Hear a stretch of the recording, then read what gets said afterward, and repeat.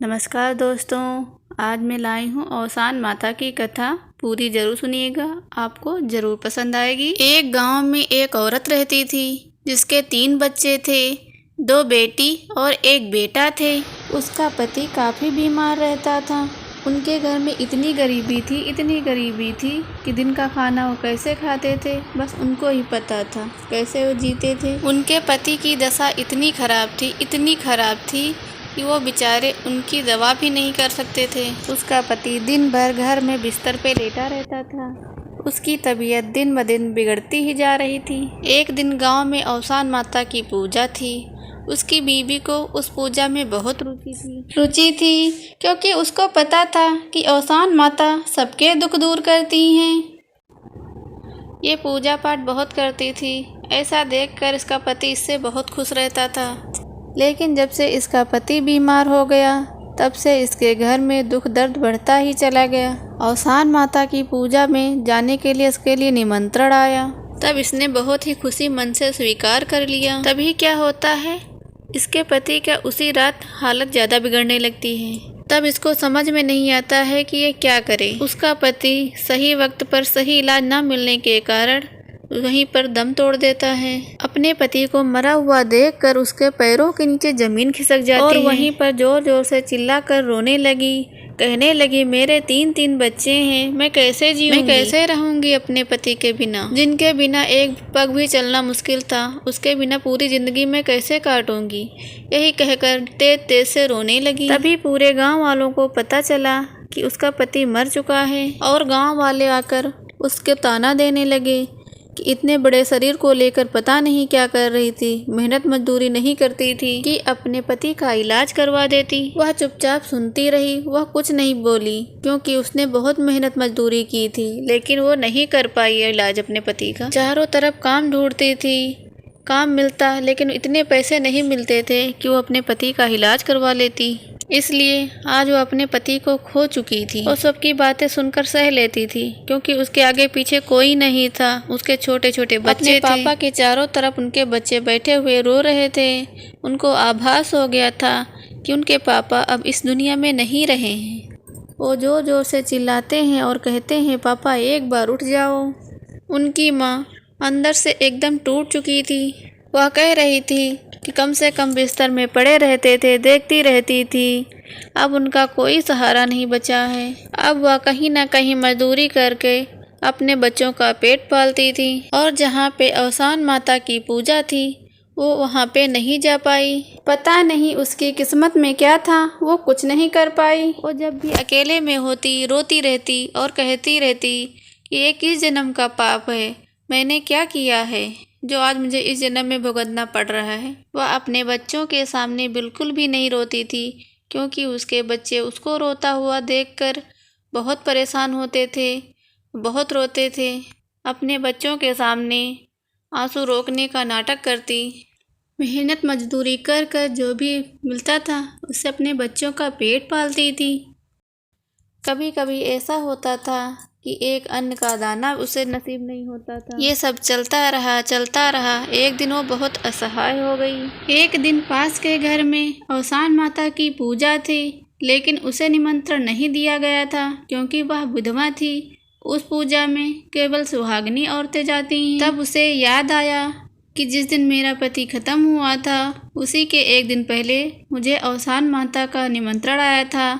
मेरे पति मर जाने के कारण मैं उस पूजा में नहीं शामिल हो सकी थी। वह वही सोच कर रोने लगी। जब औसान माता की पूजा समाप्त हो गई, सभी औरतें अपने अपने घर चली गईं। वह अपने घर से निकलकर उस बगल वाले घर में जाती है जिनके यहाँ औसान माता की पूजा थी और कहती है, दीदी मुझे ये औसान माता का थोड़ा सा प्रसाद दे दो, मैं अपने बच्चों को खिलाऊंगी। वो मन ही मन सोचती है कि थोड़ा सा प्रसाद खाकर मेरे बच्चों को कुछ राहत होगी, थोड़ी भूख शांत हो जाएगी। लेकिन वह औरत उसे प्रसाद देने से मना कर देती है और बोला कि तुम विधवा हो, तुम्हें ये प्रसाद मैं नहीं दे सकती हूँ। इतना सुनकर उसकी आंखों में आंसू निकल आए और वो अपने घर वापस चली आई। घर आई तो देखा कि बच्चे भूख से तड़फ रहे हैं, बिलख रहे थे, रो रहे थे। उसे अपने बच्चों का दुख देखा नहीं गया।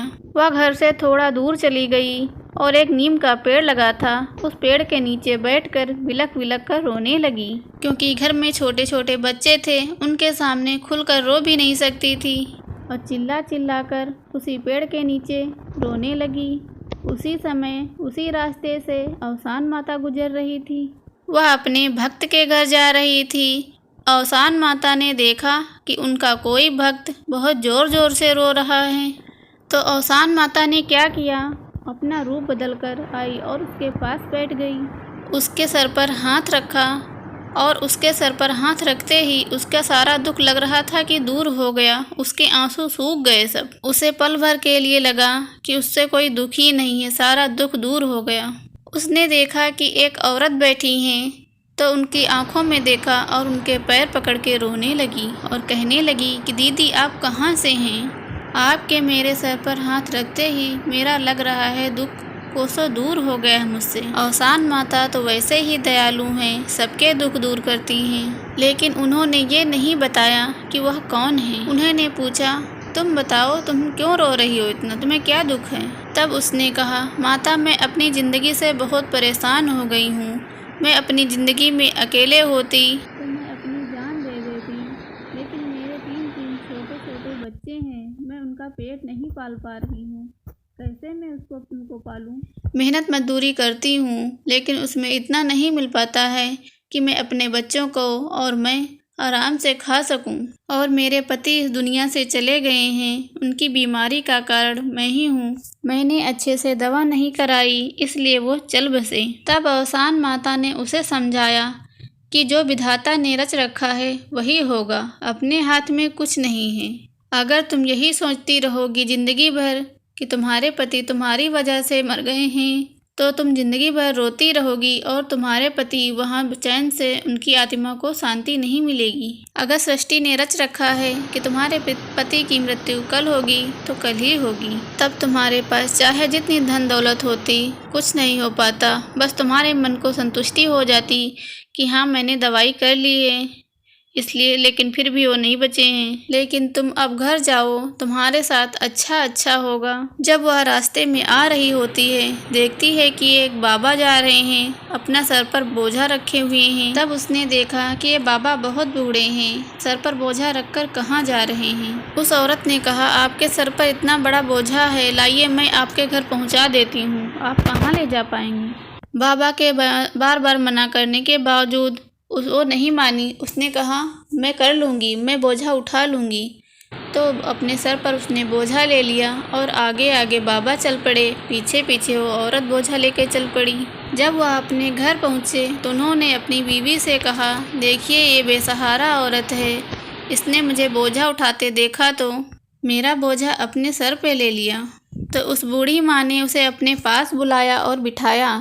जिस घर में वह गई थी उस घर में कोई नहीं था, केवल बूढ़े बाबा और वो बूढ़ी औरत थी। उसके बेटे बहू और पोते का एक्सीडेंट में मौत हो चुकी थी, इसलिए घर में वह अकेले थे। बूढ़े हो चुके थे, लेकिन उनके घर में इतनी ज़्यादा धन दौलत थी, किसी चीज़ की कमी नहीं थी, बस उसके घर में बेटे बहू की कमी थी। उस औरत को जब बाबा देखते हैं तो अपनी पत्नी से कहते हैं ये बहुत दयालु है, इसकी कोई ज़रूर मजबूरी होगी, इससे पूछो ज़रा। जब वो बूढ़ी माँ उससे पूछती हैं तो वो अपना सारा हाल उसे बता देती हैं। तो उस बूढ़े बाबा और बूढ़ी माँ को तरस आ जाता है और उससे कहते हैं कि तुम हमारे घर में आके रहो, हमारे घर में कोई नहीं है, बस तुम हमारी सेवा करना, हमें जो चाहिए हमें मिलेगा, बस तुम्हारे बच्चों को अच्छी परवरिश मिल जाएगी, तुम्हारे बच्चों को अच्छा खाना मिलेगा, अच्छा घर रहने को मिलेगा। इतना सुनते ही उसकी आंखों से आंसू निकल आते हैं। उसे उसी औरत की बात याद आ जाती है जो पेड़ के नीचे मिली थी, जो खुद अवसान माता थी।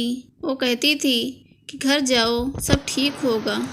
तब वह बूढ़े बाबा और उनकी पत्नी को धन्यवाद करती हुई अपने घर आती है और अपने बच्चों को लेकर उनके घर चली जाती है। उसका जीवन खुशियों से भर जाता है। उसके बच्चे इतने अच्छे से रहने लगते हैं कि उसने सपने में भी नहीं सोचा था, और उसको कुछ भी नहीं चाहिए था, बस उसको इतना चाहिए था कि उसका बच्चों का पेट भर जाए, उनकी ज़िंदगी खुशियों से भर जाए। ये सब अवसान माता की ही कृपा से हुआ था।